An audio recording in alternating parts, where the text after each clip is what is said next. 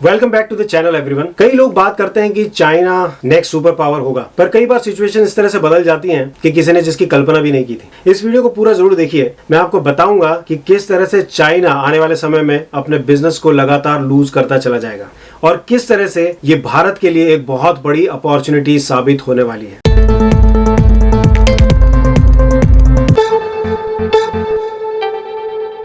मैं पहले आपको कुछ आंकड़े बता दूं। 1983 यानी 1983 में चाइना ने डबल डिजिट ग्रोथ रेट देखा और उसके बाद चाइना में लगातार तरक्की होती रही। उन्होंने अपने इंफ्रास्ट्रक्चर प्रोजेक्ट्स को बहुत तेजी से बढ़ाया और मैन्युफैक्चरिंग को बढ़ावा देने के लिए उन्होंने काफी पैसा खर्च किया और कई विदेशी कंपनियों को आकर्षित किया, जिससे बहुत सारा मैन्युफैक्चरिंग पश्चिमी देशों से चाइना में माइग्रेट हो गया।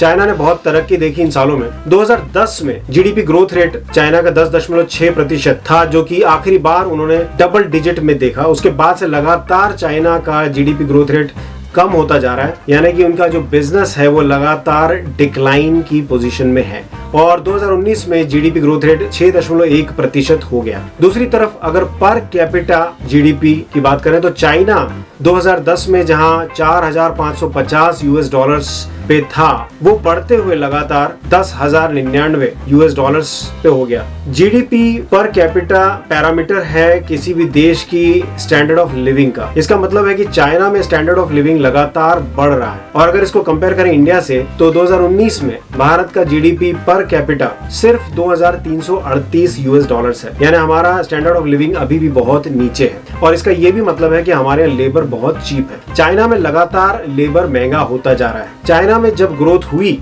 तो वहां पे चीप लेबर अवेलेबल था। आज एडिडास और नाइकी जैसी कंपनियां अपना प्रोडक्शन धीरे धीरे चाइना से बाहर ले जा रही हैं और उनके पास कई दूसरे ऑप्शंस हैं दक्षिण एशियाई देशों में, जैसे वियतनाम और इंडोनेशिया। आज कोरोना वायरस या कोविड-19 की वजह से जो सिचुएशन खड़ी हुई है उसमें अमेरिका ने कई बार खुली धमकी दी है चाइना को कि चाइना को इसके परिणाम भुगतने पड़ेंगे। दूसरी तरफ जापान ने क्लियरली इंडिकेट किया है कि अगर वहां की कंपनियां चाइना से माइग्रेट होकर किसी दूसरे देश में सेटअप करती हैं तो जापानी सरकार उनकी पूरी तरह से आर्थिक मदद करेगी। पश्चिमी देशों में फ्रांस और ब्रिटेन जैसी शक्तिशाली देश भी चाइना से बहुत नाराज है और आने वाले समय में चाइना का एक्सपोर्ट यूरोपियन कंट्रीज और अमेरिका में बहुत कम हो जाएगा और साथ ही साथ एशियाई देश भी धीरे धीरे उसी राह पे चल पड़ेंगे। सो चाइनीज एक्सपोर्ट आने वाले समय में कम होने के पूरे आसार हैं। भारत के लिए ये एक बहुत बड़ी अपॉर्चुनिटी है। ये कई देशों के लिए एक बहुत बड़ी अपॉर्चुनिटी और अवसर है। इसमें जिन देशों को सबसे ज्यादा प्राथमिकता मिलने की संभावना है उनमें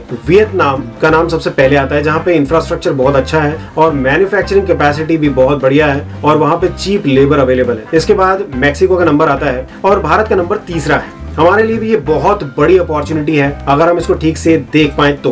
भारत में लगातार मेक इन इंडिया की बात हो रही है और स्किल डेवलपमेंट की बात हो रही है। भारत के सामने जो चैलेंजेस है वो ये कि हमारे पास स्किल्ड लेबर की कमी है, जो कि चाइना ने बहुत पहले ही समझ लिया था और उन्होंने इसी वजह से बहुत सारी मल्टीनेशनल कंपनीज को अट्रैक्ट किया क्योंकि स्किल्ड लेबर उनके पास अवेलेबल था। आज हमारे सामने कुछ चैलेंजेस हैं। एक तरफ तो हमारे स्किल्ड लेबर की कमी है हमारे पास और दूसरी तरफ ब्रेन ड्रेन।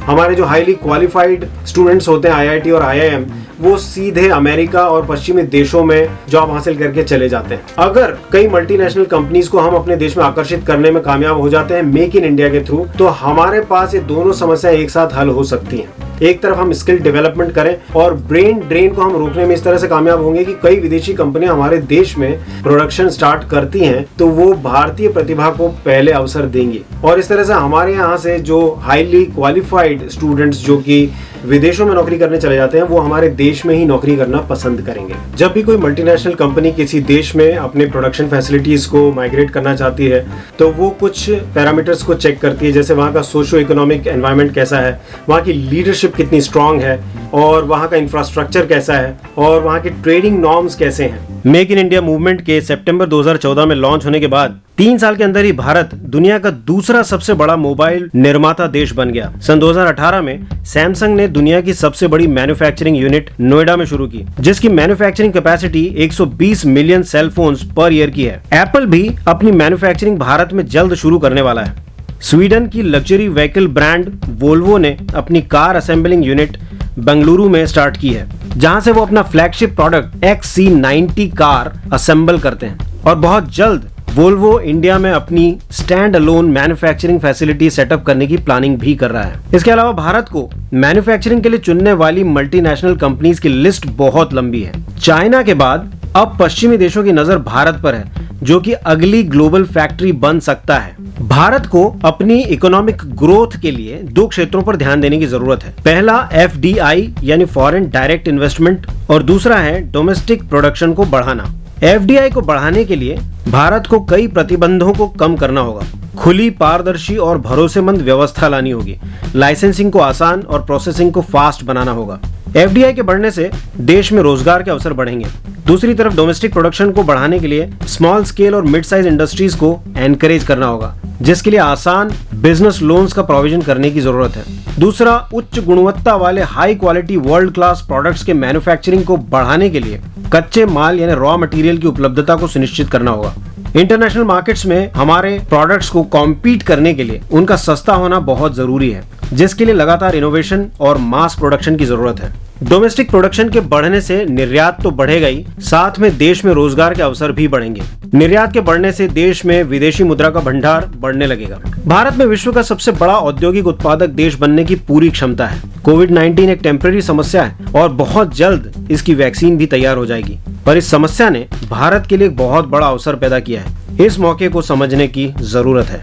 आगे आने वाला भविष्य भारत के लिए बहुत सुनहरा है। इस वीडियो को ज्यादा से ज्यादा शेयर कीजिए ताकि ये अवेयरनेस सब तक पहुंच सके। अगर आपने मेरे चैनल को अभी तक सब्सक्राइब नहीं किया तो प्लीज अभी सब्सक्राइब कीजिए और बेल आइकन प्रेस कर दीजिए ताकि मेरे आने वाले सभी वीडियो के नोटिफिकेशंस आपको तुरंत मिल सके। मेरे वीडियो को इतना प्रेम पूर्वक देखने के लिए आप सभी का बहुत बहुत धन्यवाद।